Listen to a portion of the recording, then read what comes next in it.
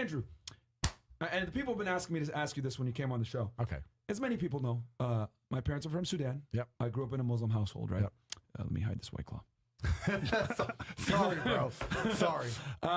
And I grew up in a traditionally Muslim household. My parents, both speak Arabic. Yep. Came from Sudan here in the 80s, whatever it may be.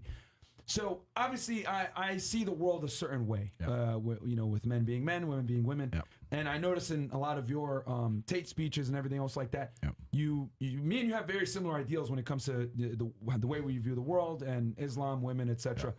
And I know that you did a big part of your, I guess, growing up in England, the Yep. UK, Yep. Luton to be exact, right? Yep. And very big Muslim population. Yep. What are some big takeaways you took from living with Muslims, seeing the lifestyle, seeing the religion? Cool. What's your take on that? Right. So 3 points again. I always have 3 points.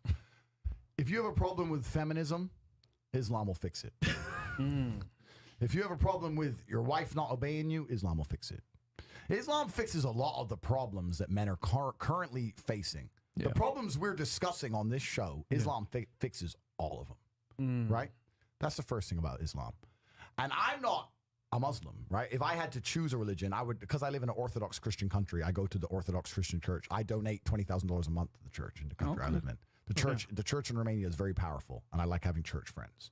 So I give them a lot of money, right?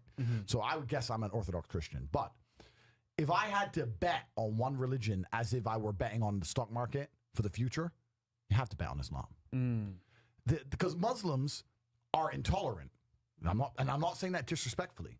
Because if you're tolerant of everything, then you stand for nothing. Yeah. Facts. Christians are so tolerant now that you can go to church. These girls will get fucked on a Saturday night and go to church on a Sunday morning and get fucked on Sunday night. And it's no big deal, right? Yeah. So you don't believe it. They have gay pastors that I'm not even anti-gay. But if the book says don't have, like, what the fuck? Yeah, what do you believe in now? Right, yeah. If you're tolerant of everything, you stand for nothing. I can walk through London with a t-shirt saying Jesus is gay and nothing will happen to me. If I did the same thing with the Islamic prophet, I'd be dead before I got to the end of the street. Boom.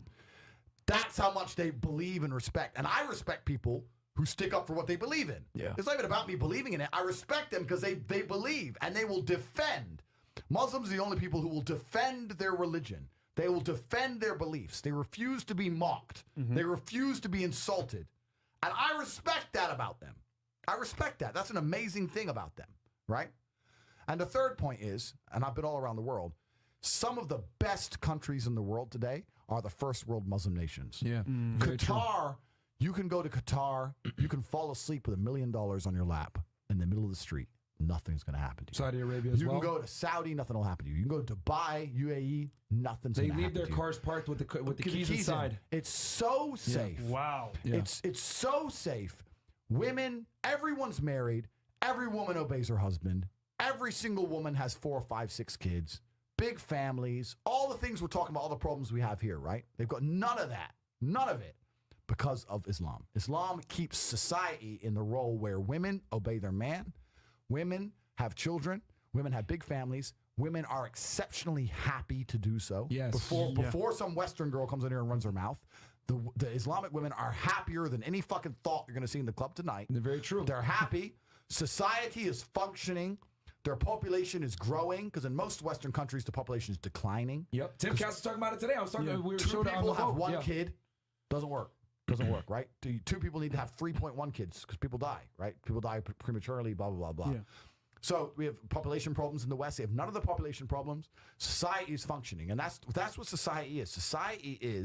Society starts at the smallest possible group. You have families, and families make a street, and that street makes a village, and that village makes a town, that town makes a city, and that city makes a country.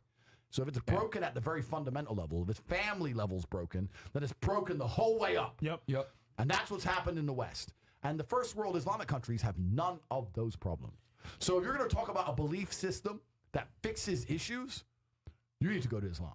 And I will say this that will fix everything. And look, I'm not Muslim, but half my family is Christian, half is Muslim.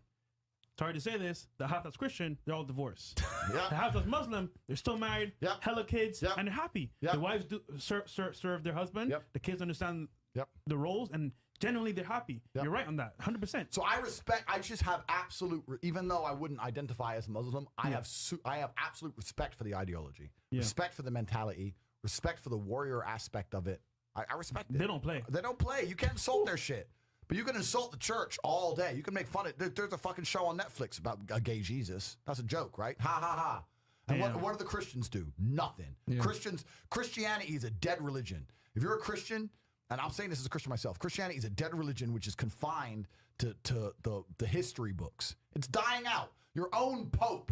The Pope goes up there and talks LGBTQ shit. That's now. crazy. It is over. You don't stand for anything. You don't believe in anything. You have no boundaries. You're walked on. You're mocked. You're divorced. Your fucking Christian wife, after taking her to church for 20 years, will fuck the gardener behind her back. The whole thing is a joke. Being a Christian now is nothing more than advertising you're a loser. It's a losing religion because you've lost to Islam. That's the future of religion. And I'll say this too real quick, because I've been to Sudan before, and in Egypt, even like poor Muslim countries still have a pretty low crime rate because the laws are so severe. If you steal, a lot of them are still Sharia law. They're gonna cut off your left hand. So you steal again, they cut off another limb. It's just like there's very severe consequences to crime. So it is what it is. And also for all the, angry womanists out there that are watching us like, oh my God, these two toxically masculine men are together making all these rants.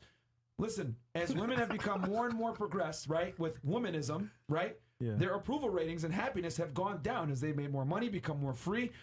They've become less happy. And 1 in 4 women in today's day and age is on some kind of antidepressant or sadness medication. You know what I'm saying? Antidepressant medication or anxiety. So what can you say? The stats show that as they become more liberated, they're less happy. Whereas you go to a country like, let's say, Saudi Arabia, right, where the women are, what's the term? They're like oppressed, but they're happier. Like, you know what I mean? What does it like? Because women derive pleasure not from career or making money, but from family. From having children, bro. Not from making money. The least happy. Pimpin' Ken said, "A hoe without instruction is headed for destruction." Bam, that's fast though. Yeah, and it's true. If if they don't have a control mechanism over them, women just start making a bunch of dumb choices and end up depressed. Dude, even in the Quran it says it. If you leave a woman to her own devices, she's gonna inherently self-destruct. They need that male leadership, bro, because they're dictated by their emotions. You guys can call me toxic or whatever you want to say, but even religious says this. Christianity, Judaism, Islam, they all put men as the leaders of the household. Why? Because women, if you left to their own devices, are inherently self-destructive.